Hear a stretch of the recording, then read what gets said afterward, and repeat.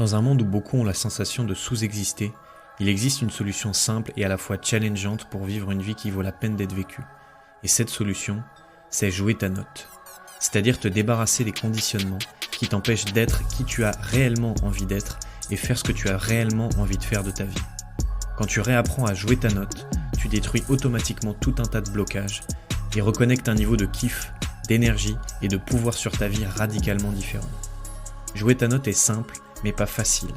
Et c'est pour ça que dans ce podcast, je te partage les clés qui permettent à mes clients en coaching et qui te permettront de démarrer ce chemin. Je m'appelle Charles Ariel, bienvenue dans ce nouvel épisode de Joue ta putain de note. Je viens tout juste de terminer d'enregistrer un autre numéro du podcast sur l'autodiscipline. Et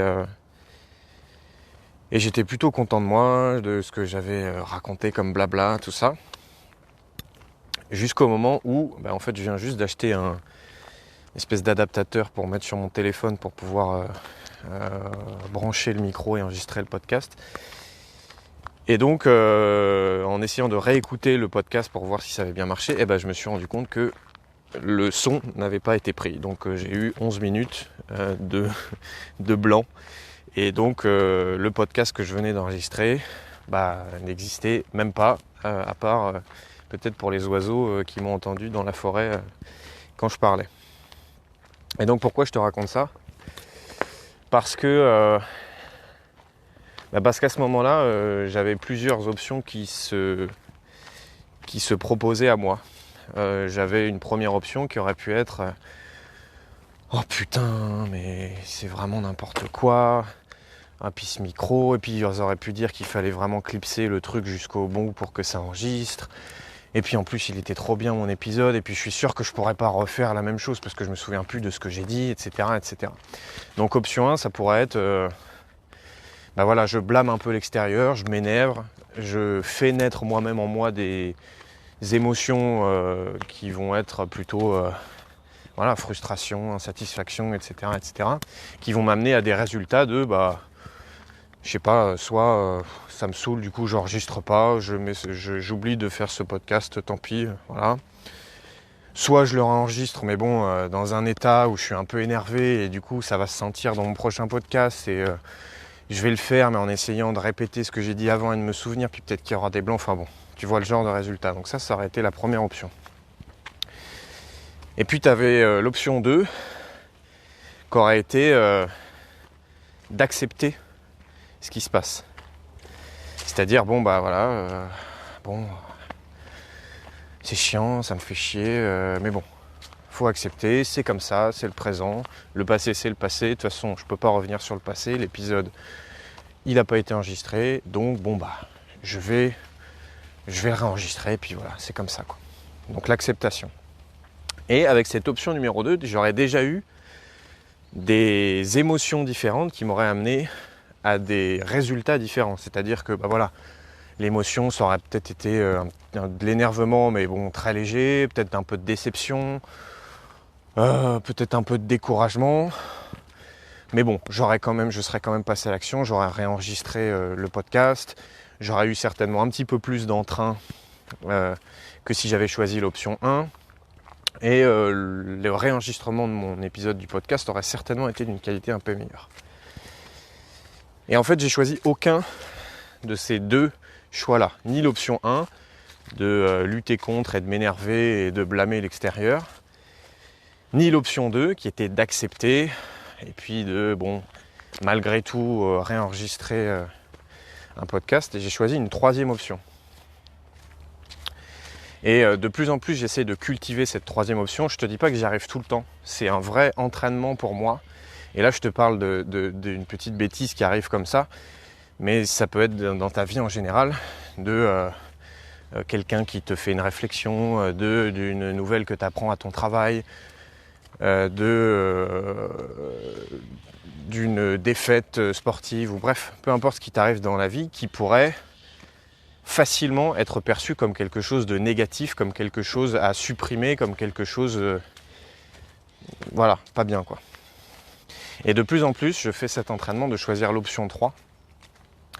Et mon option 3, ça a été de me dire ok, Donc pendant 1 à 2 secondes, si je refais ce qui s'est passé dans ma tête, il y a eu putain fait chier. Juste pour un truc pas clipsé, je perds mon enregistrement, on va dire ça a duré 5 à 10 secondes. Et direct après, j'ai vu dans ma tête les options qu'il y avait à moi. Et je me suis dit ok, bah on va choisir aucune des 2 premières et on va choisir l'option en fait si ce qui venait de m'arriver était une opportunité.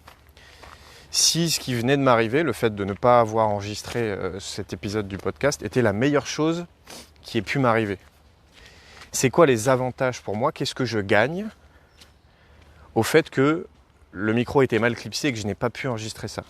Alors tu vois que c'est une question qu'on n'a pas l'habitude de se poser. Parce que direct quand il se passe un truc comme ça, notre cerveau, il est direct en train de capter les inconvénients. Qu'est-ce qu'on perd? Ah bah ouais, bah du coup...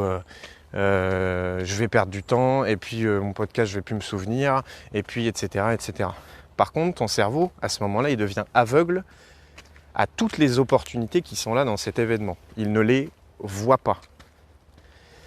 Et donc c'est à toi ou c'est à moi de faire ce travail-là de se poser la question mais qu'est-ce que j'y gagne moi? Tu peux te dire bah j'y gagne rien. Qu'est-ce que tu y gagnes? Il aurait mieux fallu que le micro soit enregistré.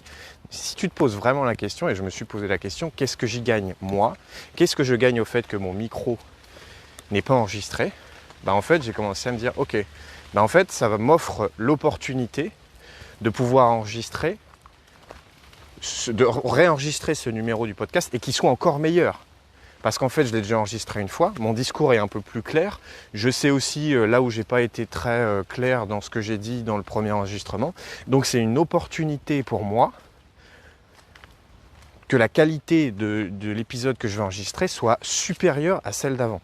Et là, quand tu te rends compte de ça, bah ton regard change, c'est-à-dire qu'au lieu de voir ça comme un événement négatif ou de voir ça comme un événement, on va dire, neutre, dans l'option 2, tu vois ça comme une opportunité, comme un avantage pour toi.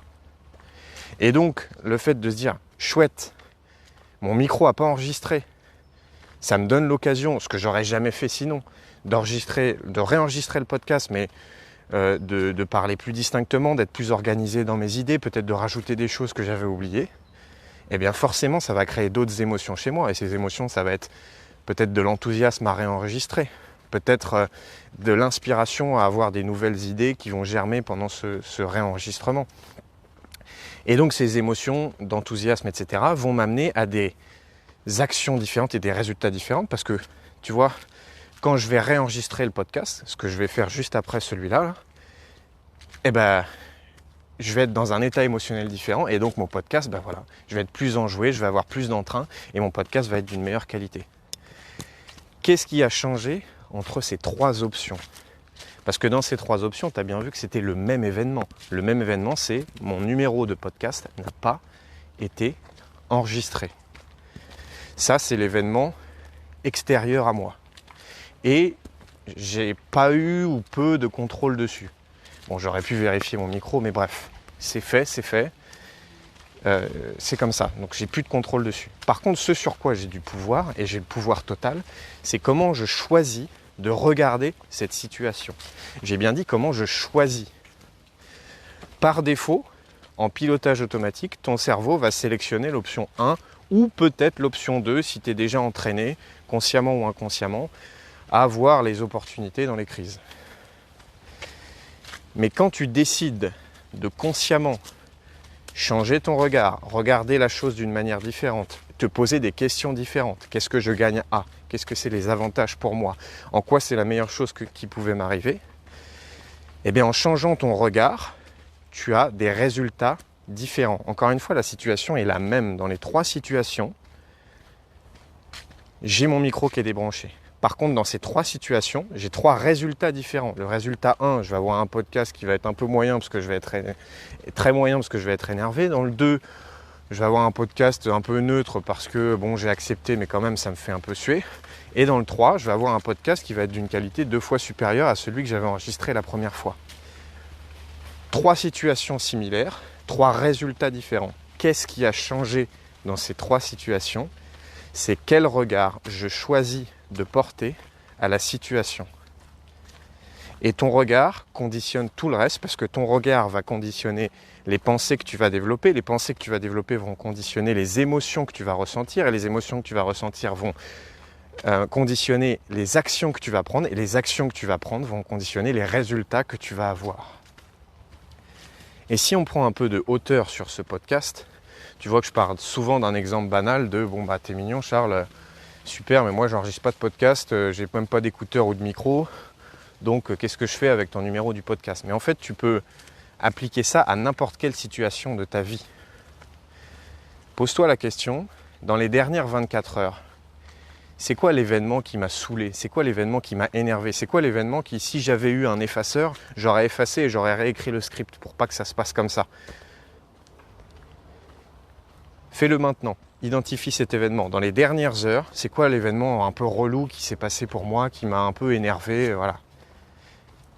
Et maintenant que tu as cet événement, pose-toi la question, à ce moment-là de l'événement, si je m'étais posé la question, c'était quoi les avantages de cet événement? Qu'est-ce que je gagnais à ce qu'en fait ça se passe? Pourquoi c'était la meilleure chose qui pouvait m'arriver cet événement-là? Comment j'aurais pu changer mon regard pour qu'à ce moment-là, j'ai des pensées différentes et du coup des émotions différentes et des actions différentes et des résultats différents? Qu'est-ce qui se serait passé si à ce moment-là, tu avais changé ton regard? Et refais-toi le film.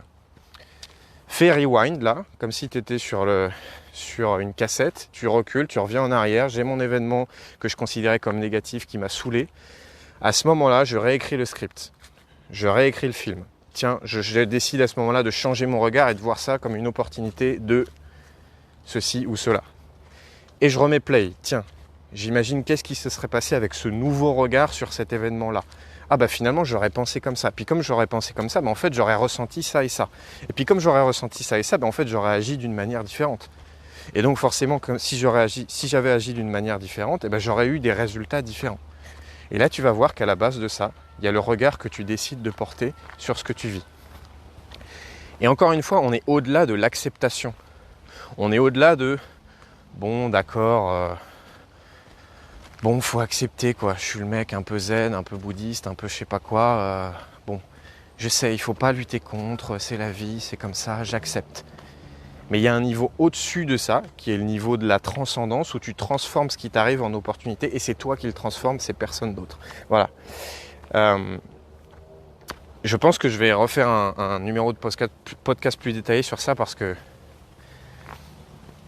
je me suis rendu compte assez récemment, il y a quelques mois, qu'en fait, quand j'accompagne mes clients, je les aide davantage à changer leur regard qu'à changer les choses extérieures de leur vie.